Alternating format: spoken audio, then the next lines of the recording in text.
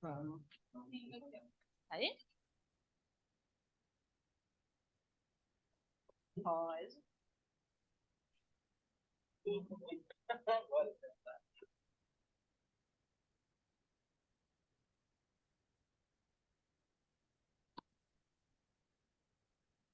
Deixa eu. Ai, vai ter que puxar.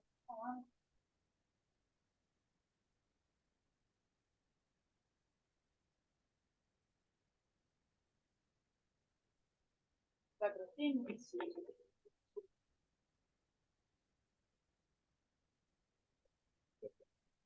Professor, a gente vai começar a gravar, tá bom?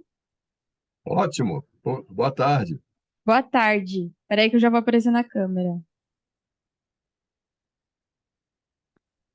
Já tá? Ah, então tá. Então, beleza.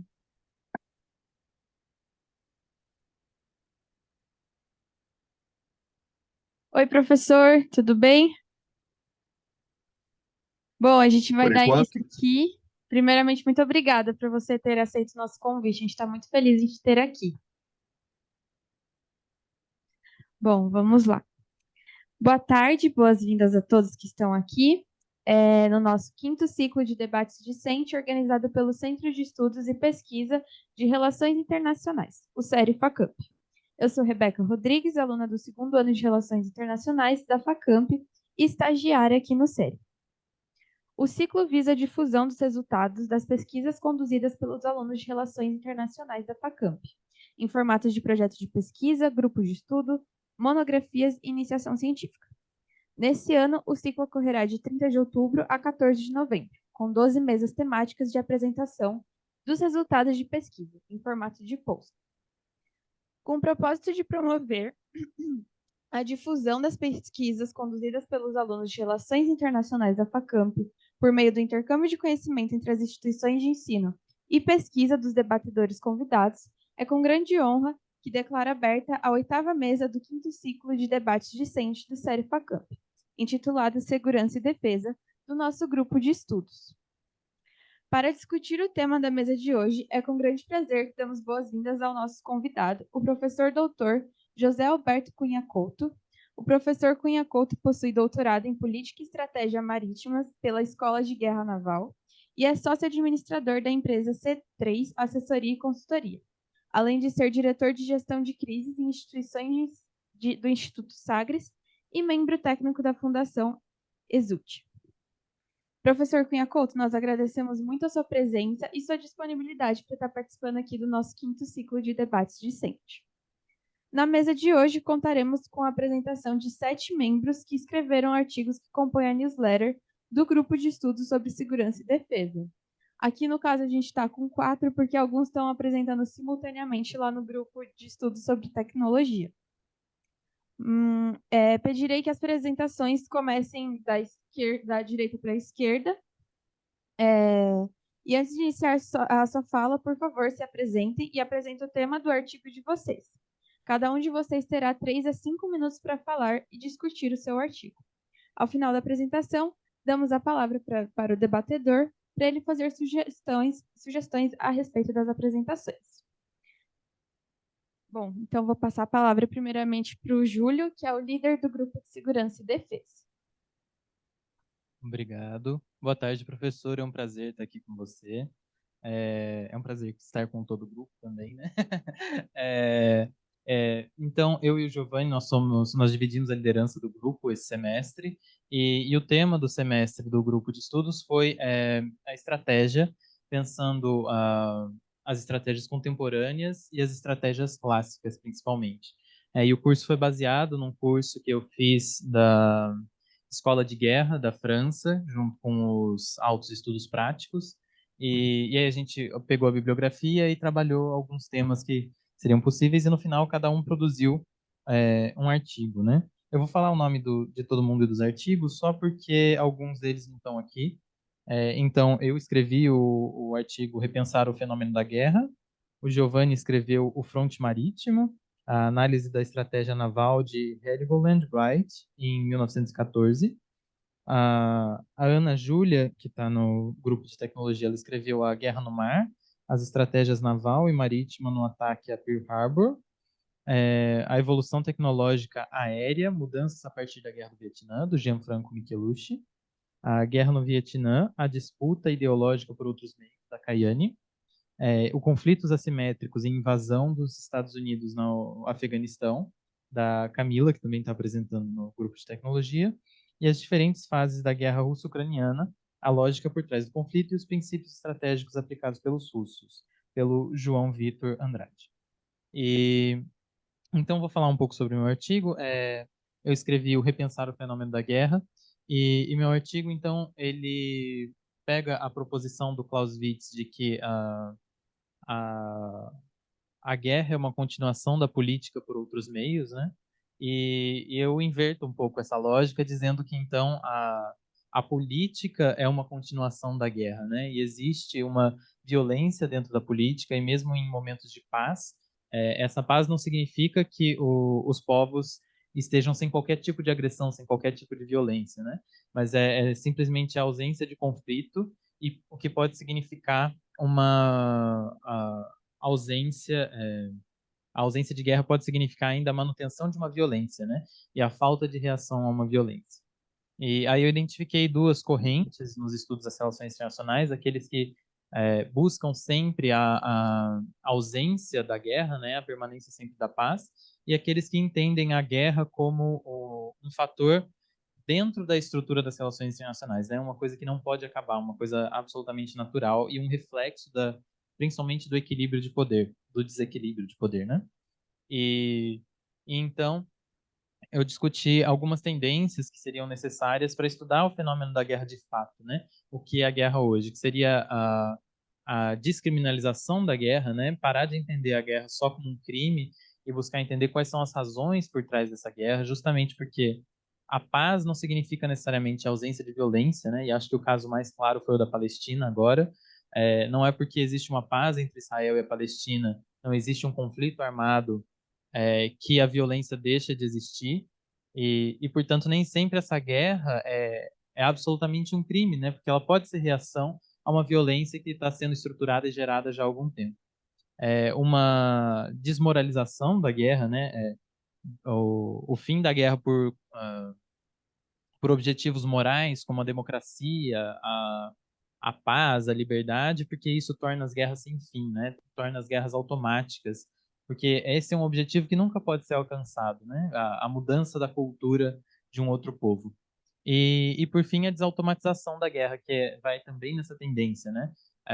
Com esses objetivos infindáveis, né? De levar a democracia, de levar a liberdade, ou de acabar com o terror, a guerra se propaga de uma forma automática, não tem uma reflexão, não tem um objetivo. Essa guerra ela não é feita para atingir um objetivo, não tem um final, né? Entre os fins e os meios. Se o fim é a democracia no mundo todo, você vai ter uma guerra infinita, né? Então esse era o meu artigo. Vou passar para o Giovanni agora. Obrigado, Júlio. Obrigado também, professor, pela sua presença, por estar aqui para debater com a gente hoje. E, bom, seguindo um pouco o que o Júlio falou também, foi muito bom ter podido fazer parte do grupo de estudos, ter tido também a oportunidade de discutir também os temas. E agora entrando um pouco na minha escrita, eu escolhi uma batalha que, assim, olhando por cima, ela parece muito mínima. Foi a primeira batalha marítima da Primeira Guerra Mundial, em 1914, em agosto, entre o Império Britânico e o Império Alemão. E ela é uma batalha que durou um dia. Teve menos de 300 mortes, uma batalha relativamente pequena, se a gente for considerar. Só que, através dos textos que a gente estudou do Clausewitz ao longo do grupo de estudos, eu consegui fazer uma análise muito maior do significado dessa batalha. Porque foi a primeira batalha da Primeira Guerra, mas também a primeira batalha entre duas potências que acontece na Europa desde a época das Guerras Napoleônicas. Então, tem um impacto muito grande. E no meu texto eu busquei compreender o que tinha mudado nesses 100 anos. Então, na época das Guerras Napoleônicas, os navios eram feitos de madeira, com canhões super antigos, eram estratégias que a gente consideraria muito antiquadas hoje em dia. E aí você chega na Primeira Guerra Mundial com todas as evoluções tecnológicas que acompanharam, acho que todos os ramos da guerra, mas especialmente no campo naval, especialmente também porque a hegemonia britânica era garantida por meios navais. A maior marinha do mundo era a Marinha Britânica, isso era incontestável naquela época.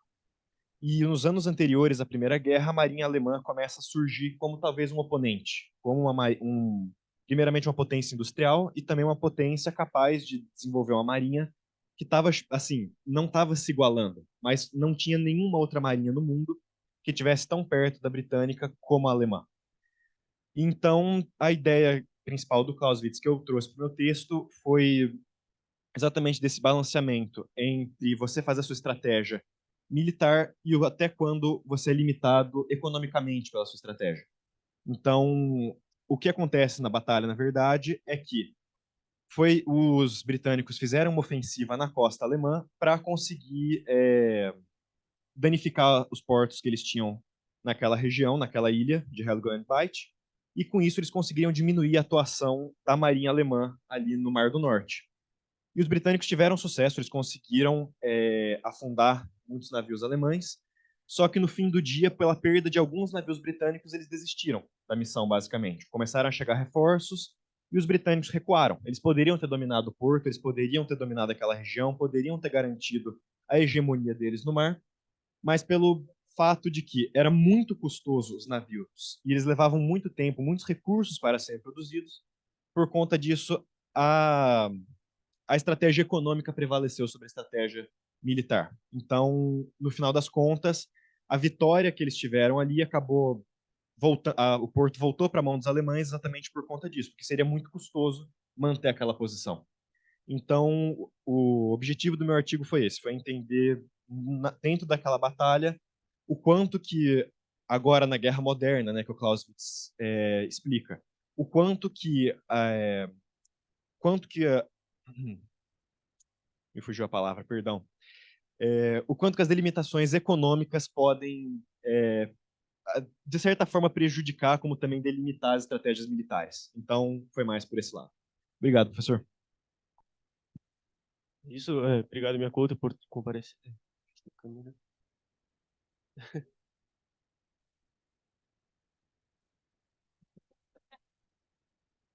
Aí, chegou.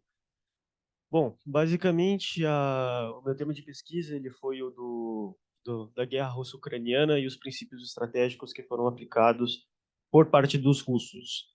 Eu preferi aplicar por parte dos russos porque até o começo não começo, né, até junho desse ano, basicamente a ofensiva, a iniciativa ofensiva estava partindo pelos russos e, claro, tem suas ressalvas, mas eu vou explicar um pouco mais por quê. Basicamente, eu dividi, é possível analisar esse conflito em duas fases distintas até o início da contraofensiva ucraniana, em duas fases. A primeira fase, ela sendo uma guerra mais de movimento, e é aí que entra a parte dos princípios estratégicos aplicados, porque se você for analisar os objetivos dos russos no começo desse conflito, que já tem grande história, ele começa em 2014, só que não é uma guerra mesmo, beleza? Teve a anexação da Crimeia e os conflitos em Donbass, só que a guerra em si que eu estou analisando começa a partir de 24 de fevereiro. Então, um dos pilares da invasão russa, ela foi a questão do movimento. Então, o uso das forças paraquedistas ela foi vital nessa invasão. Então, a questão da incerteza, do movimento e colocar pressão no exército ucraniano e desmantelar qualquer possibilidade de resposta do exército ucraniano foi um dos pontos chaves dessa invasão russa em 2022. Mas essa guerra, essa na primeira fase, ela não tinha sido planejada de forma que ela pudesse sustentar por longo tempo. Essa que é isso que trouxe as grandes vitórias em setembro de 2022 para os ucranianos e conseguirem reconquistar grandes quantidades de território em Kharkiv, em Kherson, e que trouxe toda aquela voz, principalmente para o Ocidente, de resistência do exército ucraniano e conseguir essas vitórias. Só que por trás era muito mais complexa porque era um exército russo desmantelado que não estava preparado para uma ofensiva de tão longo prazo e com diferentes objetivos. Então, ao dividir a guerra nessas duas fases, a gente percebe que a primeira fase é aquela guerra de movimento, pressionar o governo ucraniano para conseguir forçar algum tipo de acordo. Não necessariamente é uma guerra para conseguir conquistar os seus territórios e fazer essa guerra ser duradoura contra o exército ucraniano.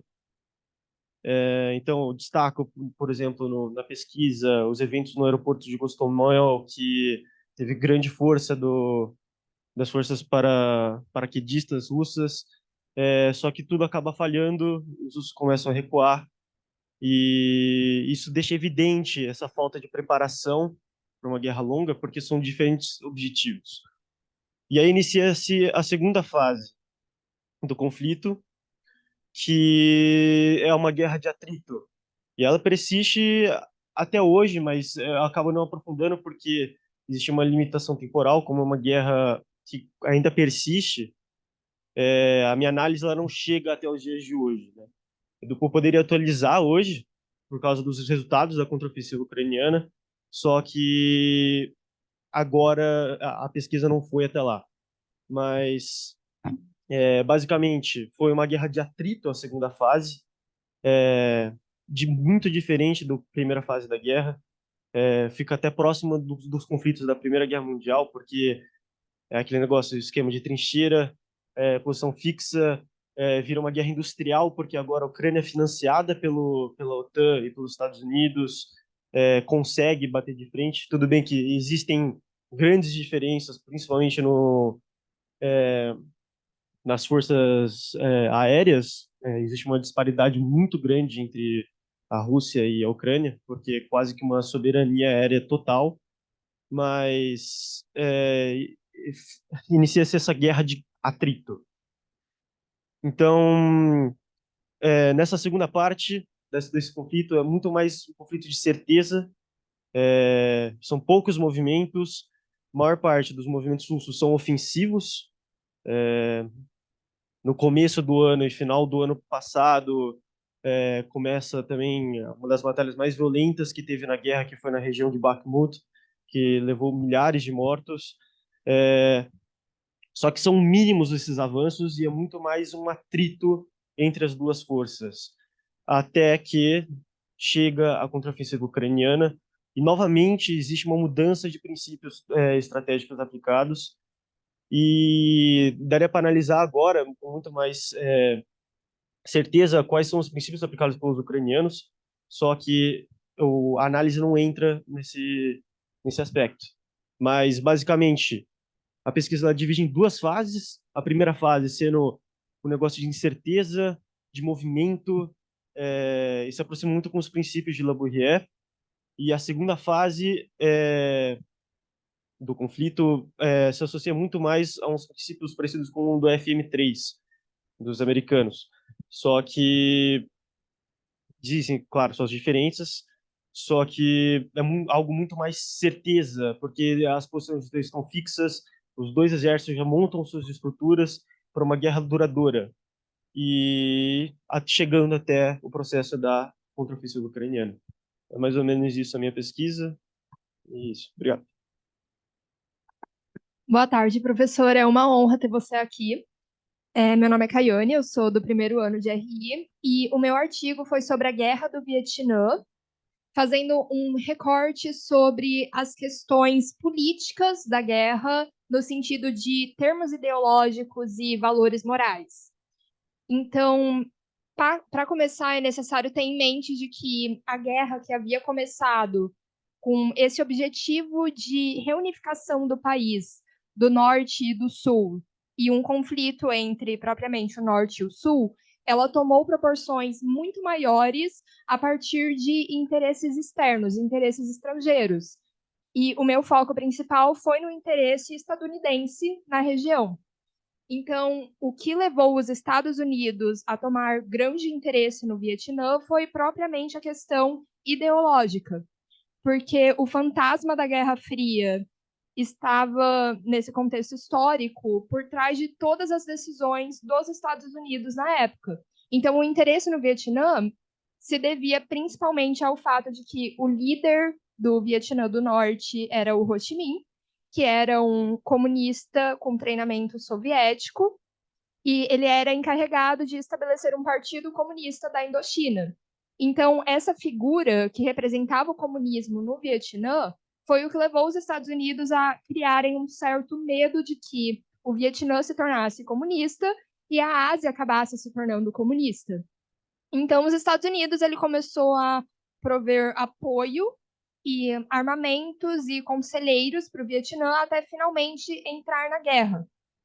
E, por contrapartida, a União Soviética e a China apoiavam o Vietnã do Sul, o Vietnã do Norte, perdão, exatamente por irem contra os Estados Unidos, que estavam apoiando o Vietnã do Sul.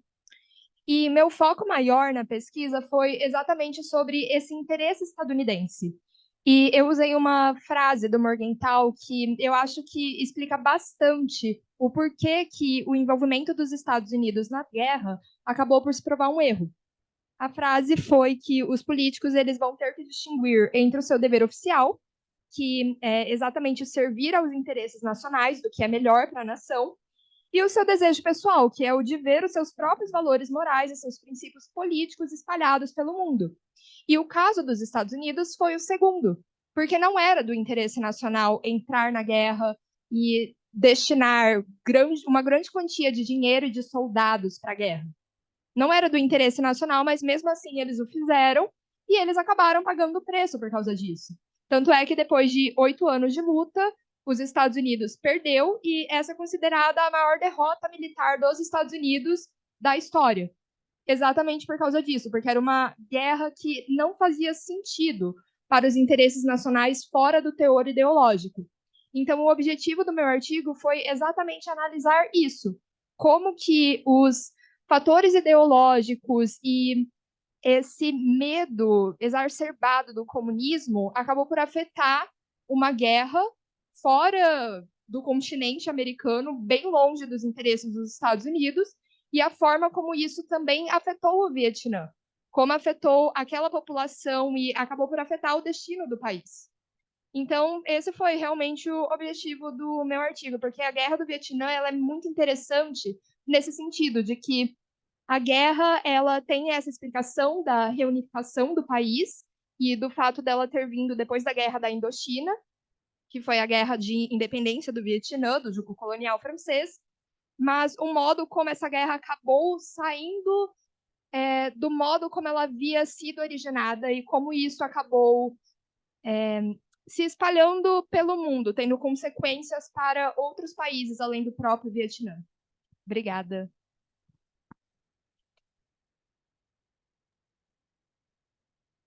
Agora é minha vez, gente?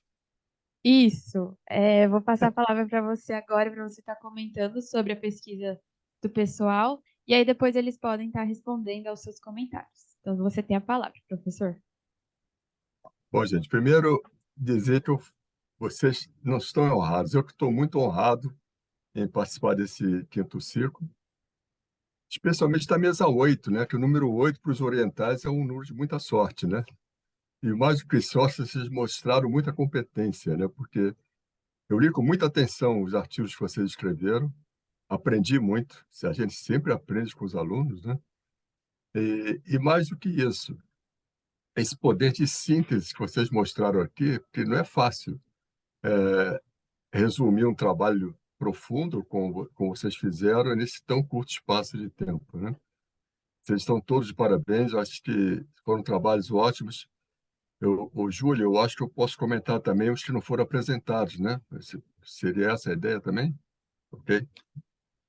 Bom, e dentro desse grupo de estudos, a liderança do Júlio e do Giovanni, acho que foram importantes, porque realmente é quem arrasta, né, o conhecimento, né?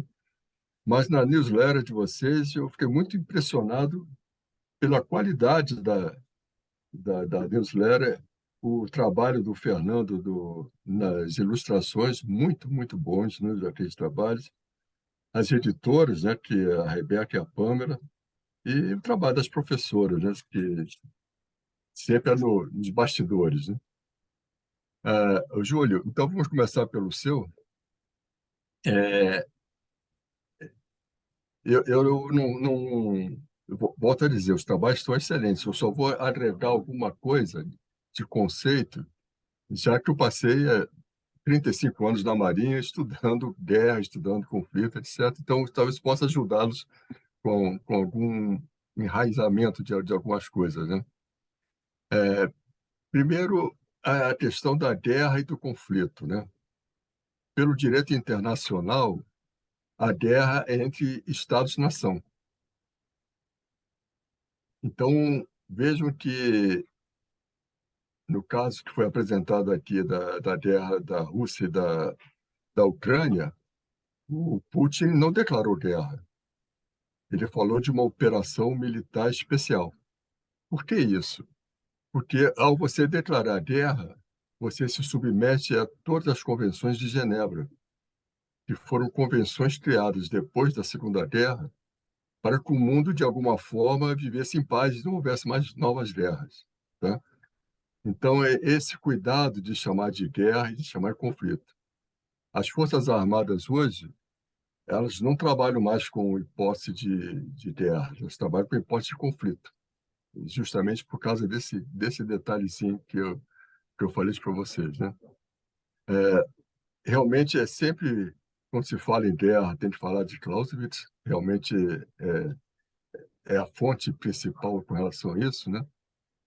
E ele também tem uma coisa interessante que é a névoa da guerra, né?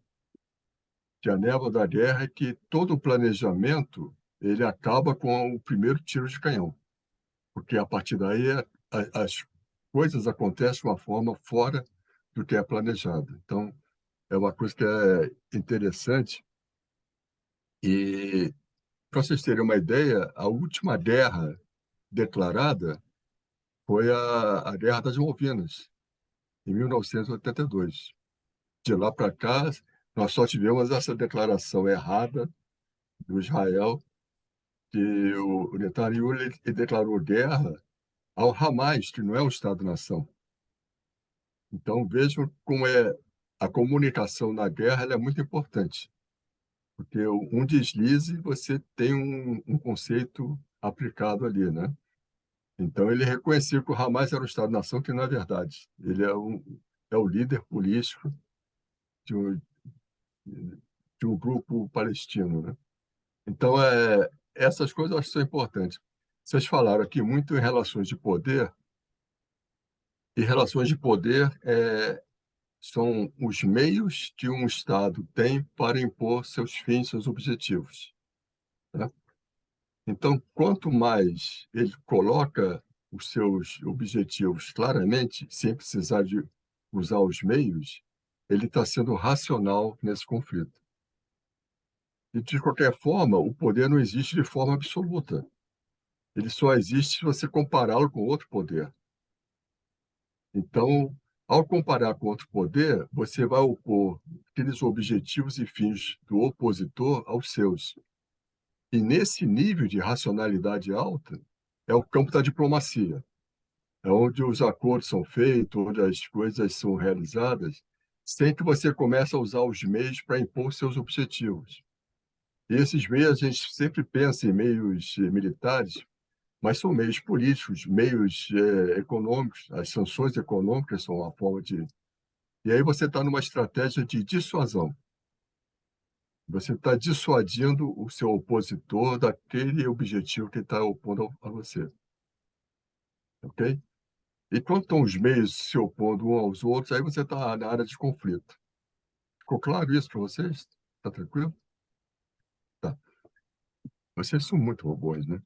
Eu vi que você citou o Bobbio na sua bibliografia. Ele tem uma frase que é interessante você incluir no seu trabalho, Júlio. Ele diz que a guerra não é ausência de paz. E isso é que a gente está verificando aqui nesse conflito de Israel com Hamas, porque a guerra é motivado por umas causas que não é só obter a paz.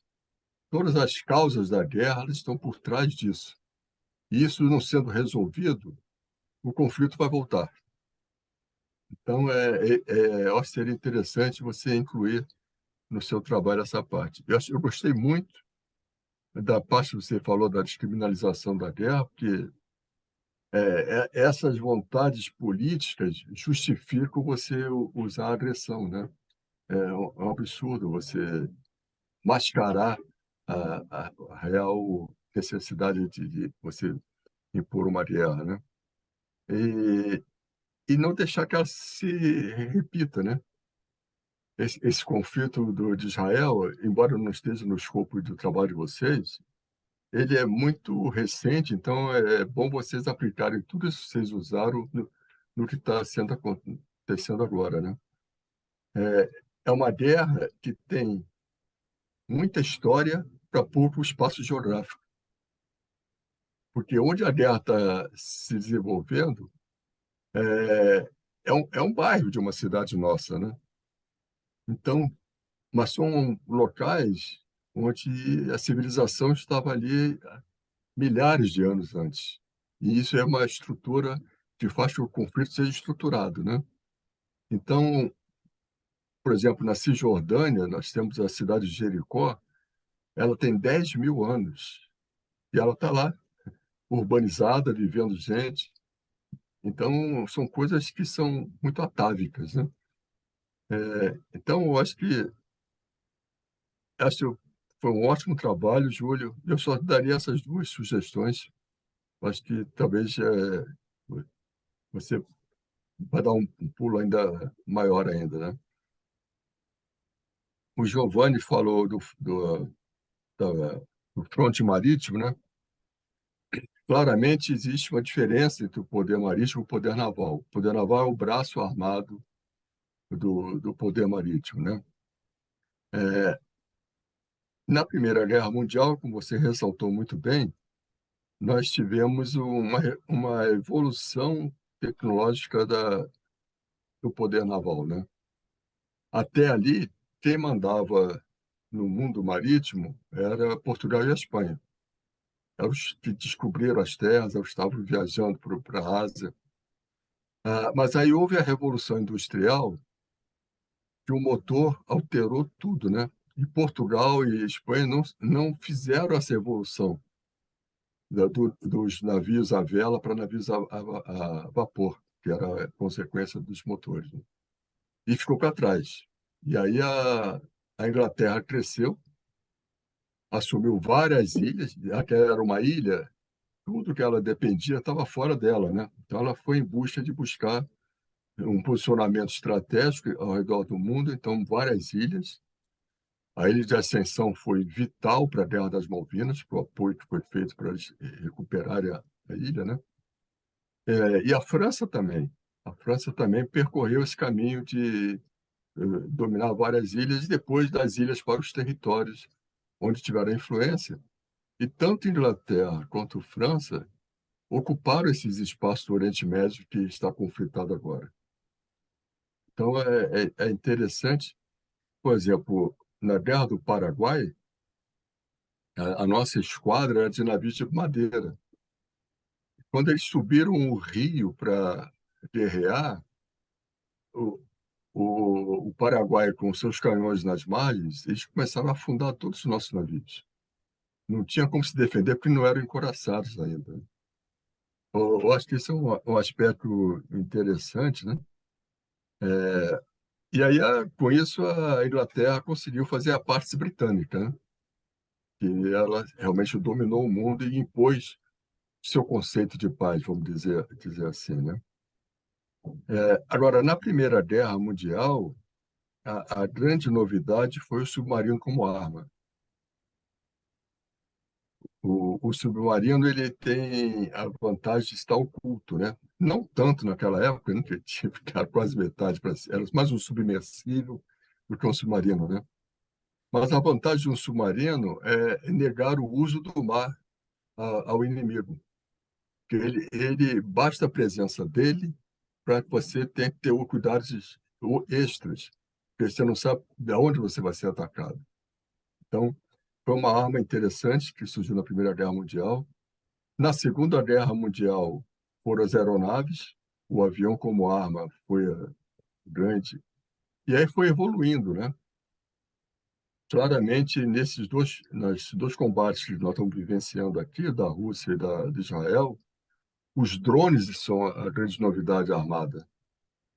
E não só os drones aéreos, que estão fazendo um estrago grande, mas, por exemplo, a Ucrânia usou um drone de superfície lançado de um navio pesteiro e atingiu o, o navio Capitânia da esquadra russa. Então, o drone é a grande novidade nessa fase, né? Eu gostei muito de você ter ressaltado, Giovanni, essa frase final aí de a economia do país é limitador do pensamento e da estratégia militar. Claro que é, né? E é interessante porque vejo que na Segunda Guerra Mundial os alemães eles usaram a mesma tática que eles usaram na Primeira Guerra, que eles passaram a atacar os comboios, que era para estrangular todo o comércio mundial, né? Quer dizer, então, aquela matilha alemã sempre foi revigorada. Belo trabalho, Giovanni. Muito obrigado, hein, por ter apresentado. Eu vou seguir a ordem aqui, né, que acho que foi o João Vitor depois, né? Você vê que eu estudei, hein? Estudei a matéria de vocês. É, então, a guerra russo-ucraniana, você vê que a Rússia não declarou guerra. Ela falou que era uma operação especial militar, né? E a gente fala que é uma guerra na Ucrânia, que diversos países estão fazendo a guerra naquele território. O confronto está todo dentro de um território só e, por isso, tecnicamente, é uma guerra na Ucrânia. E esse é um aspecto interessante, né? Você explicou muito bem essa primeira fase e a segunda fase também, claro, né? A iniciativa russa, né, que foi se colocando ali. Mas vejo que quando o objetivo da guerra é militar, ele é mais concreto. Então, os russos entraram, ocuparam as posições que eles queriam, e aí o Putin inventou um objetivo político, que era de derrubar o Zelensky. E aí o objetivo político, ele deixa de ser concreto. Não basta só ocupar um espaço para que o objetivo político venha a acontecer. Então, esse é um aspecto que eu acho interessante a gente entender. E eu acho que essa contraofensiva da Ucrânia, ela, na verdade, não foi assim tão importante, porque houve um recuo, claro, das forças da Rússia, né? E a Rússia recuou até onde interessava manter a ocupação. Por que isso?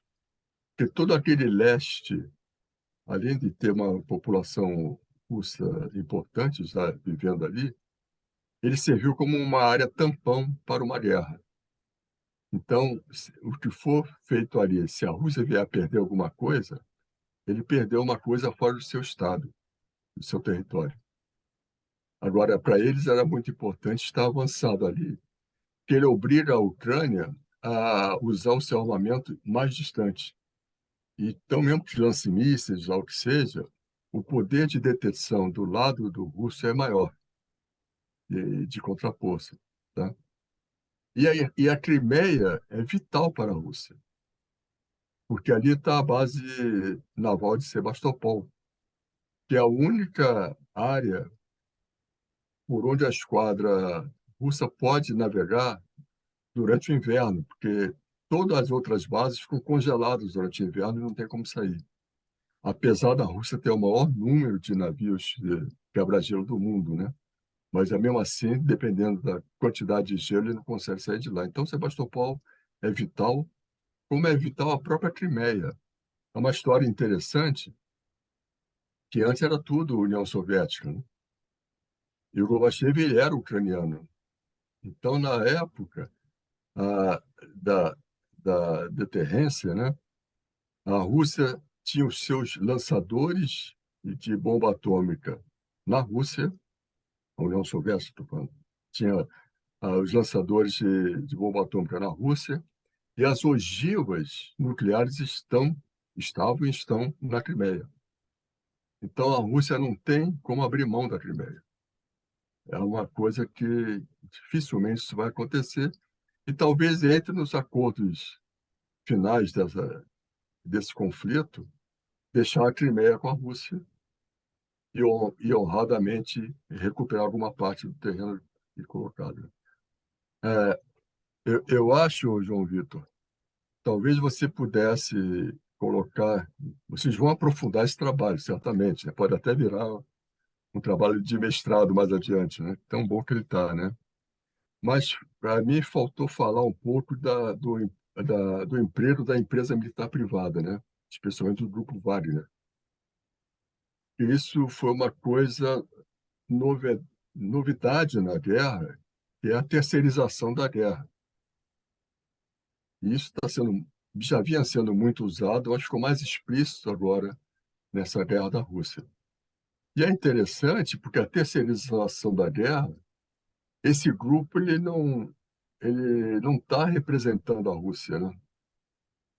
Então, qualquer coisa internacional que queira penalizar a Rússia vai penalizar um grupo que fez aquilo no próprio mote, né? Ainda teve aquela questão de eles tentarem se revoltar contra o Estado da Rússia, né? Que também é uma história bastante interessante, né? E eu acho que também era bom destacar bastante as falhas logísticas da Rússia, né? Que ela foi avançando, foi avançando, foi avançando, e aí por falhas logísticas, e ele fez uma linha de frente muito longa, você teve dificuldade de abastecer os tanques, de bater a tropa lá na frente, né? Isso talvez seja importante numa continuação do trabalho, você abordar as falhas logísticas russas que aconteceram, né? E a segunda fase realmente foi a guerra de atrito, né? Aquela guerra antiga da Segunda Guerra Mundial, das trincheiras, manter uma posição frente à oposição do outro, pouca coisa avança ou recua, é, mas em toda a guerra, é a oportunidade dos países mostrarem armas, aeronaves novas. Isso foi muito aproveitado pelos parceiros, né? Quando a OTAN e os Estados Unidos entraram como parceiros da Ucrânia, você teve uma enxurrada de novas armas, de novas aeronaves sendo apresentadas. Por que isso? Esse é o mercado. Eu participei do grupo que foi escolher qual era o caça para o Brasil. Quando a Força Aérea quis renovar os seus superetandartes, já estavam envelhecidos, né? Ah, Toda a Força Aérea gostava mais dos MiGs russos, que até hoje são ótimos caças, né? Mas havia um acordo, já que a Marinha tinha migrado para o submarino de propulsão nuclear, baseado no Scorpène, que é francês. Então, essa linha de manutenção tenderia para ser uma aeronave francesa, mas que nunca tinha sido testada em guerra. E por isso ela perdeu pontos. O Rafale eles nunca tinham. Então, vejo que um pouco depois da decisão pelo Gripen, que seria um protótipo feito para atender as demandas do Brasil especificamente, logo depois houve um conflito na África e a França usou os Rafales nesse conflito para mostrar que era um avião apto para ser usado na guerra. Então, essas linguagens da guerra, o comércio que está por trás é interessante, a gente está percebendo, né? Acho que são coisas que falam. É, eu acho que, para melhorar ainda mais o seu trabalho, João Vitor, a gente precisa falar do bloqueio econômico da Ucrânia que foi feito pela Rússia. Aquilo de não deixar sair a exportação russa de grãos, primeiro que afetou o mundo todo, né? O mundo passando fome, especialmente a África, que é um dos destinos desses grãos. Aquilo afetou o mundo todo e houve uma reação mundial aquilo, né? Mas, e quebrou a economia da Ucrânia, que passou a depender mais ainda do apoio externo para sobreviver na guerra. Eu acho que colocar um pouco sobre esse bloqueio econômico, eu acho que é interessante, né? Nessa guerra também, a gente viu pela primeira vez a ameaça nuclear tática, né?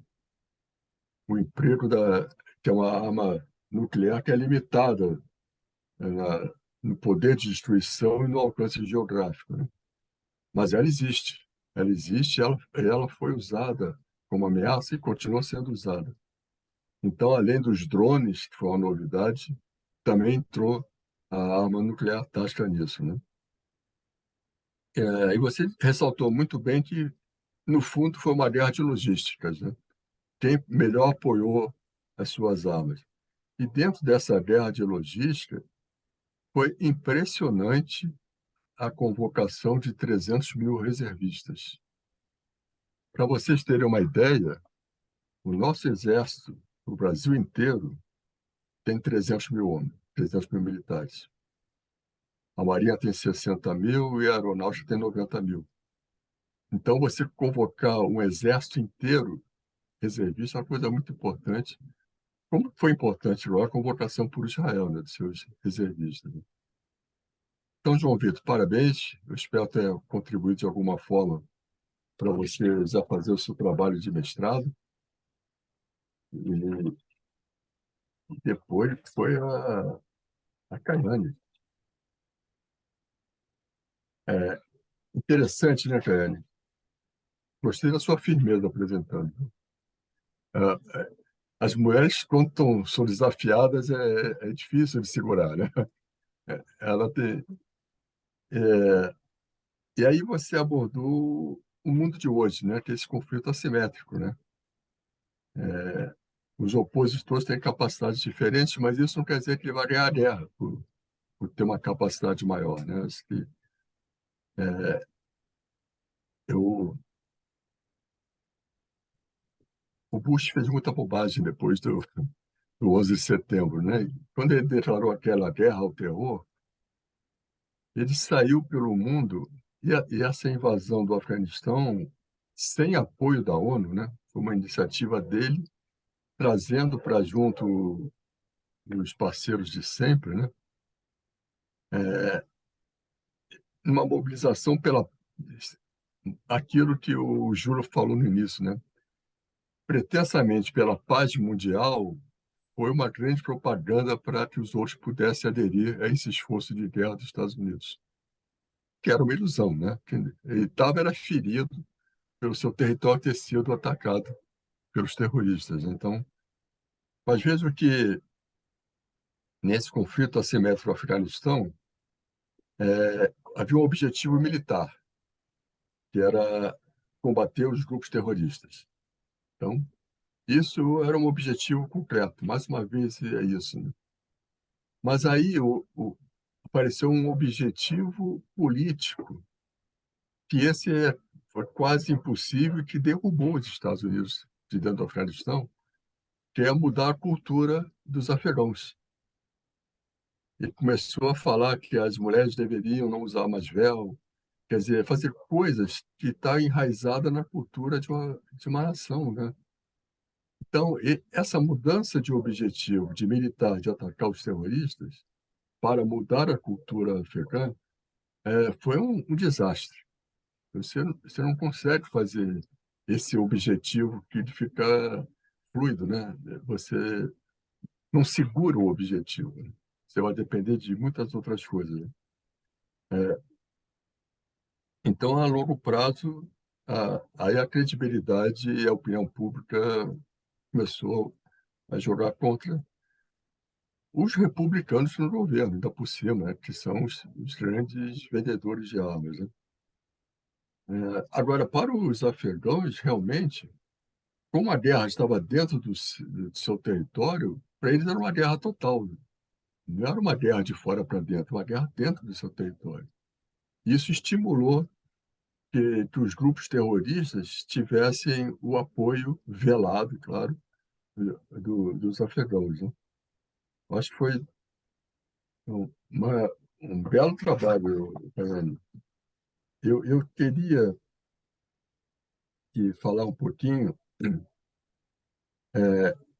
que após a retirada dos Estados Unidos em 2021, aí ficou fácil para o Talibã assumir o governo, porque eles estavam todos incomodados com aquela presença. Incomoda. Uma força militar estrangeira dentro do seu país é uma coisa que incomoda. Culturalmente, no dia a dia, há excessos, sempre há excessos. Muitas informações de estupros, coisas que vão além das leis da guerra, né? E hoje a evolução dessa guerra assimétrica é a guerra híbrida, né? Que é a que está sendo usada nesses dois conflitos de hoje em dia, né?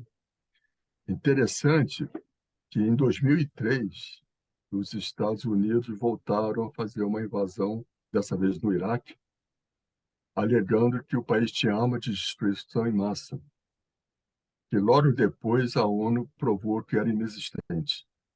Então, mais uma vez, o Bush usou de falsidade para agregar os Estados Unidos a fazer uma incursão nessa, né? Mais uma vez, aquilo que foi bem explicado anteriormente.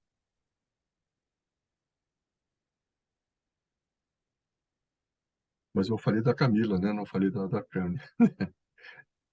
Caiane, desculpa. Eu entrei no meu visuário errado.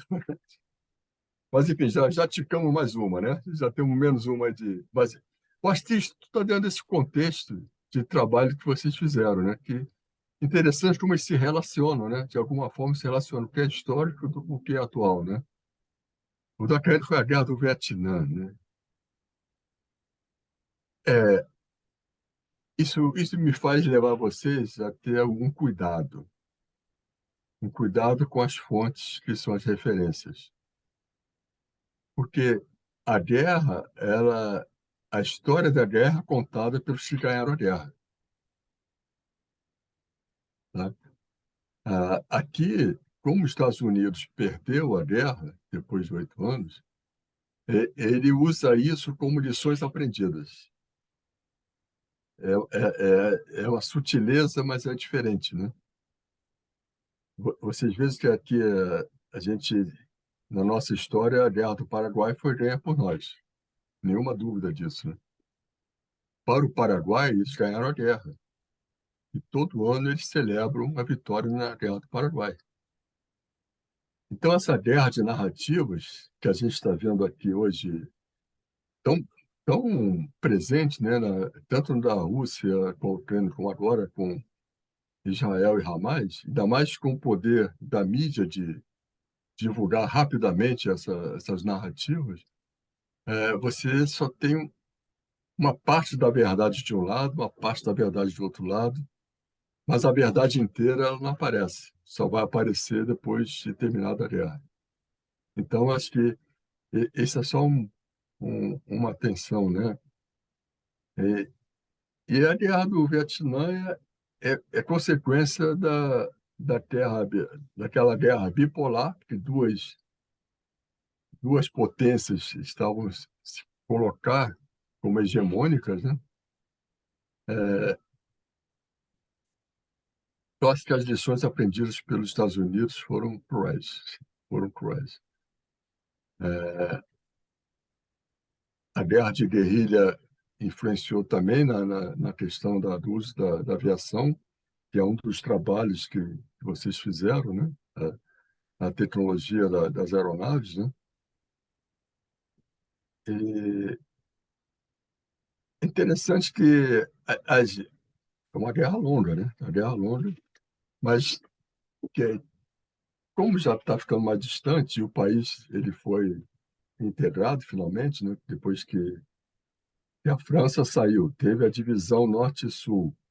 E agora é impressionante como o Vietnã integrou um daqueles tigres asiáticos, né? Como uma guerra, às vezes, faz como motivar uma população a ser expoente, né?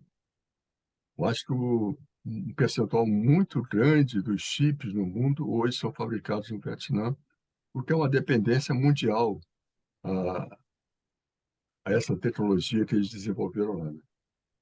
Então, Caíno, desculpa eu ter misturado tudo, mas parabéns aí pelo seu trabalho também, viu? É, a evolução tecnológica aérea está no Gianfranco. O Giovanni, quando falou do fluente marítimo, uma outra sugestão que eu tenho é de incluir na bibliografia um aspecto geopolítico do poder marítimo, que é do Thales Mahan, que antes é quem dominava o núcleo da terrestre, dominava o mundo, né? Com o Mahan, não. Ele começou a dizer que quem dominasse os mares dominaria o mundo. E no caso aqui do Gianfranco, seria o nome dele é Severest, que é o do poder aéreo, aeroespacial, que é um poder diferente, né? Porque você não ocupa e permanece ali por muito tempo. Você não consegue fazer isso. Você ocupa o espaço por um período, mas tem que sair dali. Você não vai ficar voando. É muito, muito caro você interditar o espaço aéreo. Embora se faça isso na necessidade da guerra, mas é um esforço caro que depende de muitos de aeronaves. E o Gianfranco ele destacou bastante a questão dos treinamentos dos pilotos, porque cada aeronave é um treinamento especial, né? Você não sai de uma aeronave e sem ser qualificado para outra aeronave. E o emprego dessa aeronave também precisa de treinamento, ainda mais numa guerra, né? Que você vai ser exposto tanto com relação a assim. E também, como é um ataque de matilha normalmente, o poder de decisão, quem decide o que naquele ataque. Isso tem que ser muito treinado, senão não pode haver dúvidas com relação a isso. Quem é que está no comando daquela matilha de aeronaves? Eu acho que também foi um ótimo trabalho, que hoje evoluiu também para a guerra eletrônica, né? A guerra eletrônica ficou muito presente nas aeronaves, né?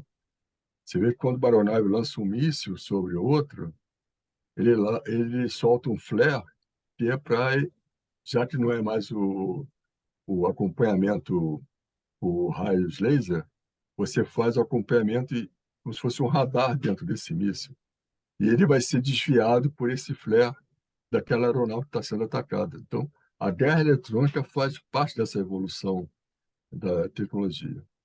Só como curiosidade, vocês sabem, a expressão ok, que quer dizer, né, que na Segunda Guerra, os aviões que voltavam dos ataques, o chefe fazia aquele sinal de ok, que quer dizer zero kills.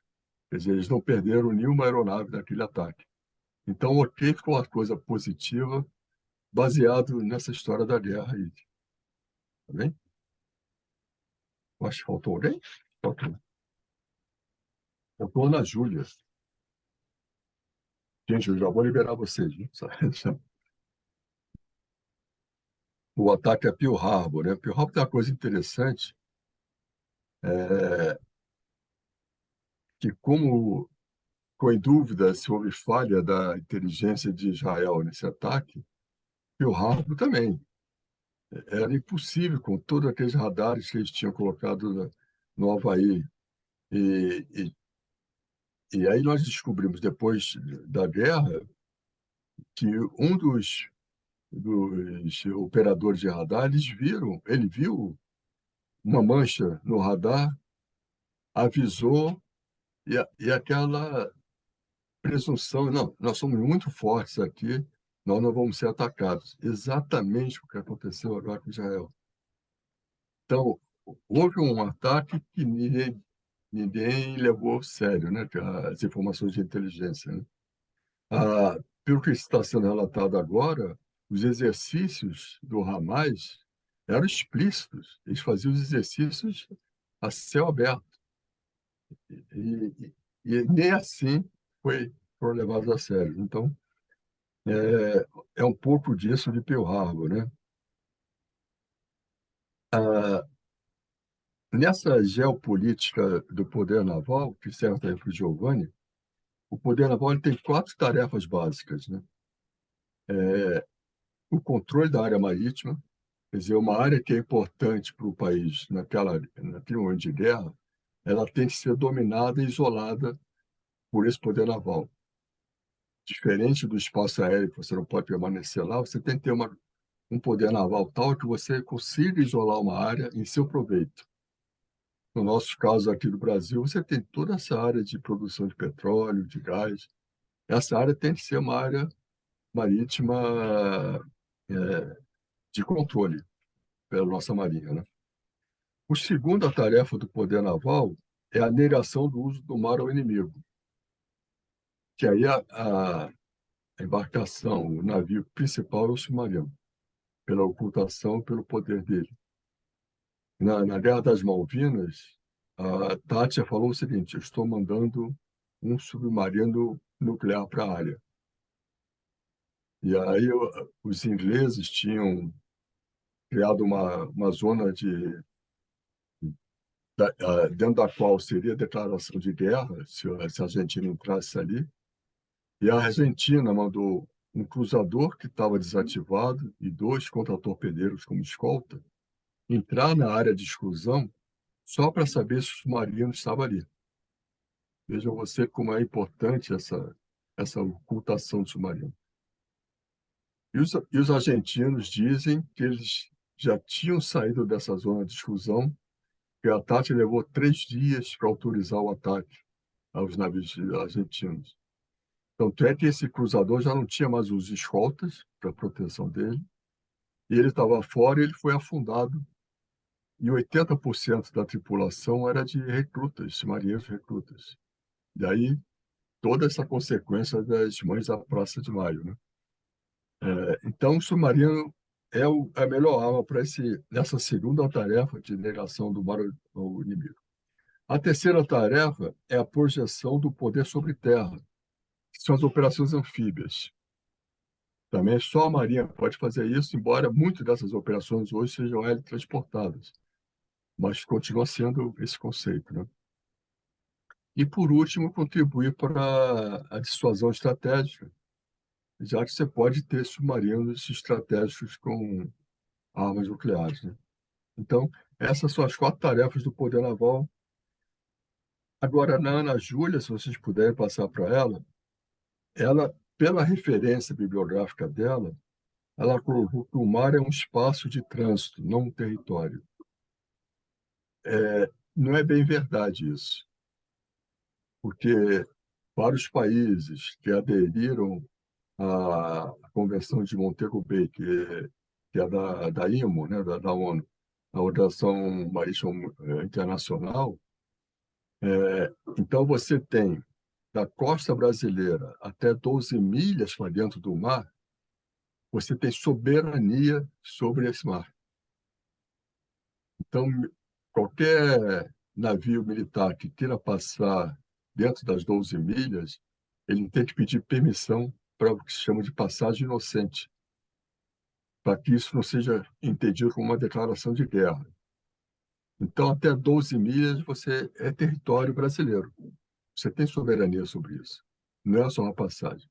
De 12 milhas até 200 milhas, você tem a zona econômica exclusiva, que você tem prioridade para explotar e explorar todos os recursos vivos e minerais dentro dessa área. Também é um outro conceito que é importante. Então, o mar não é só um espaço de trânsito. Agora, o alto mar, sim. Depois de 200 milhas é alto mar, aí vale qualquer coisa. Pergunte quem está entre os 10 países que não assinaram essa convenção. 190 países assinaram. Os Estados Unidos. Os Estados Unidos eles não assinaram porque eles não aceitam essa restrição de operação deles. O que mais que eu posso falar para a Ana Júlia?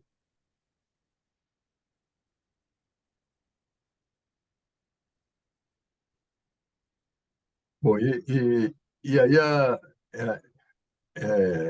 essa guerra no mar, você tem a guerra naval, que são entre os poderes navais, e tem a guerra marítima, que é aquela de você prejudicar todo o comércio e apoio logístico dos países, né?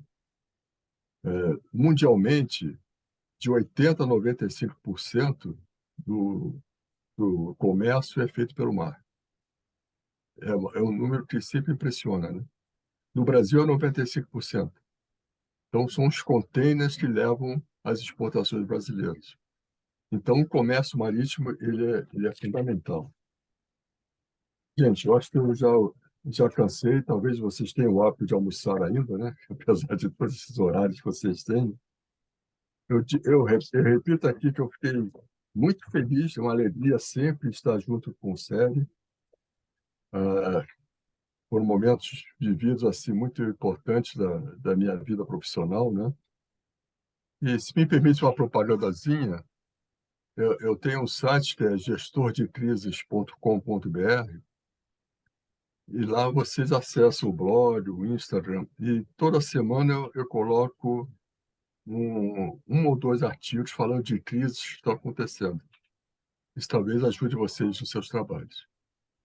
Muito, muito obrigado pela confiança que vocês tiveram em mim, por estarmos juntos, por essa oportunidade. Muito obrigada pelos seus comentários, professor. Eu vou passar agora para o pessoal comentar um pouquinho sobre o que eles acharam dos seus comentários e se eles tiverem mais alguma outra coisa a acrescentar. Então, eu vou começar pelo Júlio. Obrigado, professor. Seus comentários com certeza acrescentaram muito. Bem, eu vou falar sobre o meu trabalho. Eu anotei tudo, pode deixar que eu passo para quem não estava aqui, para Ana Júlia, para Camila e para o Gianfranco, né, que não puderam estar presentes. E eu adorei seu comentário tanto sobre a formulação do Bobbio, né, da guerra como a guerra não é uma ausência de paz. Eu acho que acrescenta muito para o artigo e essa diferenciação mais clara entre guerra e conflito, com certeza é muito importante, né, tratar esses conceitos com uma precisão maior e eu acho que é um desenvolvimento importante. Muito obrigado pelo comentário.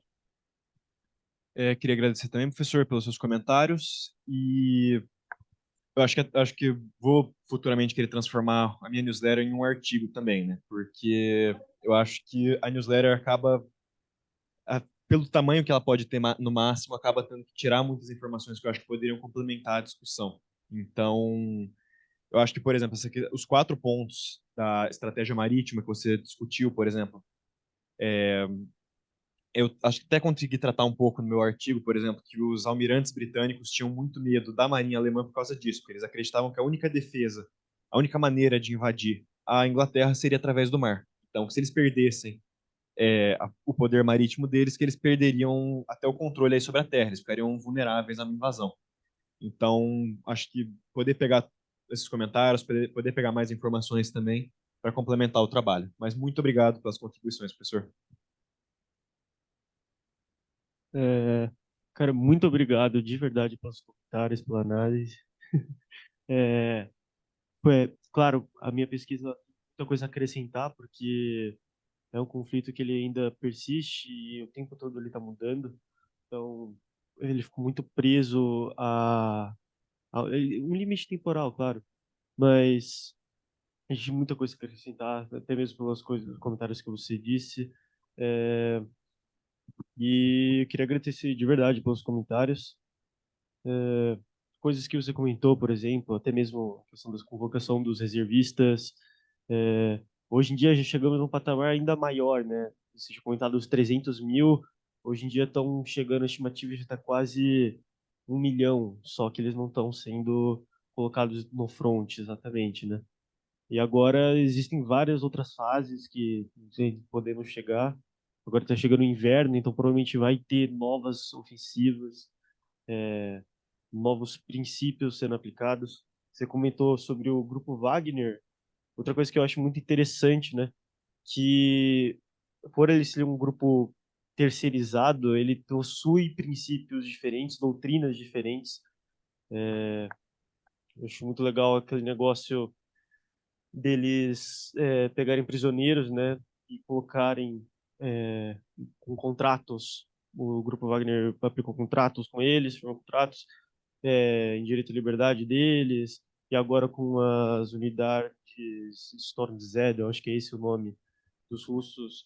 Então, é muito legal você conseguir analisar como diferentes órgãos comportam de formas diferentes, doutrinas diferentes, princípios diferentes. Gostei muito dos comentários que disse sobre economia também, desse bloqueio marítimo que os russos fizeram, porque, querendo ou não, todo esse apoio militar que a OTAN está fornecendo à Ucrânia, ele não é gratuito. São basicamente empréstimos, você está emprestando esses materiais, só que, de alguma forma, os ucranianos têm que pagar de volta, né? Só que com a economia basicamente minada, grande parte da Ucrânia industrial ela ficava nessa porção oriental da Ucrânia, né, que é justamente onde está sendo travada essa guerra. Então, os ucranianos vão enfrentar grandes dificuldades e provavelmente essa guerra vai acabar com algum tipo de acordo.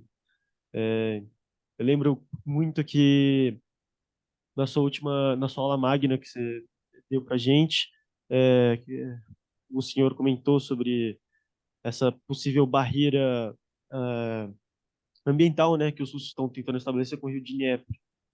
Até mesmo eu ia tentar fazer uma pergunta para o senhor, porque como poderia acabar essa guerra? Não, uma guerra, não, uma operação militar especial, um acordo. Seria com essa anexação total do Oriente ou algum outro tipo de acordo? Não sei. Você poderia responder depois. Obrigado. Muito obrigada, professor. É uma honra saber que você leu a nossa newsletter, leu nossos trabalhos. E eu gostei bastante dos seus comentários, principalmente sobre essa questão da guerra de narrativas, porque é algo muito visível. E na questão do Vietnã, eu acabei fazendo o meu artigo mais sobre a perspectiva estadunidense mesmo, sobre os motivos estadunidenses e o modo como essa guerra impactou no país. Mas essa questão da guerra de narrativas é muito visível também, porque na minha pesquisa eu lembro que eu vi fontes afirmando que no Vietnã eles não se referem à guerra como Guerra do Vietnã, mas sim como Guerra dos Estados Unidos. Então, são perspectivas diferentes sobre o mesmo conflito. E uma coisa muito interessante também, que foi uma palestra que eu tive a oportunidade de comparecer no Coneri, que foi mês passado, e havia um professor, eu não vou me lembrar do nome dele agora, mas foi impressionante a palestra que ele deu sobre a Ásia. E ele mencionou Fausto, exatamente, Fausto. Ele mencionou também o Vietnã, porque ele trabalhou no Itamaraty por muitos anos e ele trabalhou também no Vietnã, então ele morou lá por um tempo. E ele mencionou a guerra do Vietnã e ele contou também que, na perspectiva dele, os vietnamitas hoje em dia eles não enxergam os Estados Unidos como um vilão da história, algo ruim. Na verdade, eles são gratos aos Estados Unidos e eu fiquei bem curiosa sobre isso. Eu não tive a oportunidade de pesquisar mais sobre, mas igual o Giovanni, eu acho que eu vou querer aprofundar a minha pesquisa e talvez tratar um pouco disso também, sobre a outra perspectiva da história e o modo como essa guerra é interpretada hoje em dia nos vários países. Obrigada.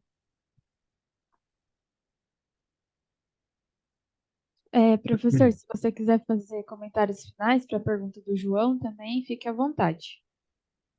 O João sempre curioso, né? João, quando é que uma guerra acaba? Quando os objetivos de um lado foram atingidos, ou se você não tem mais como manter aquele esforço de guerra.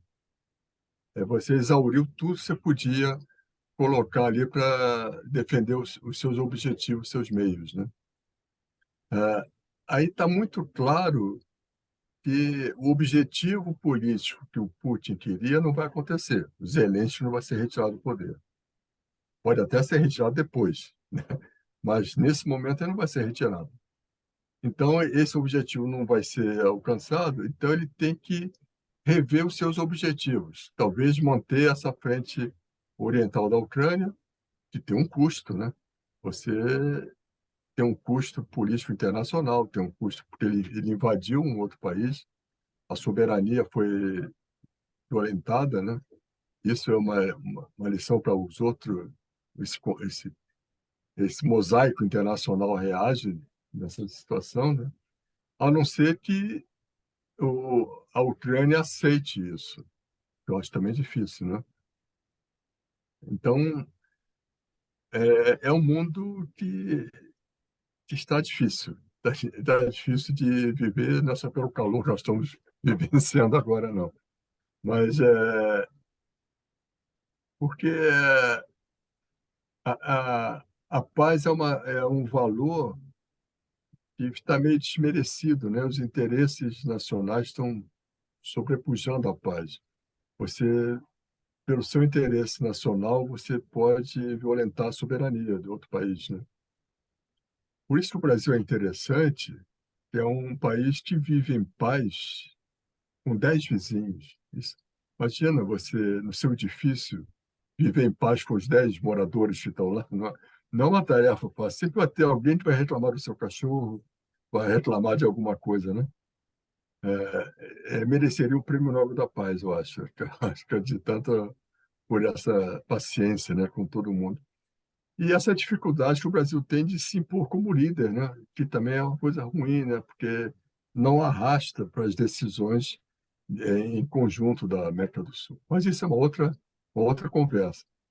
Por favor, me convidem sempre para essas conversas, que eu fico muito honrado e muito feliz, e é com muita alegria que eu recebo o convite. Muito obrigado.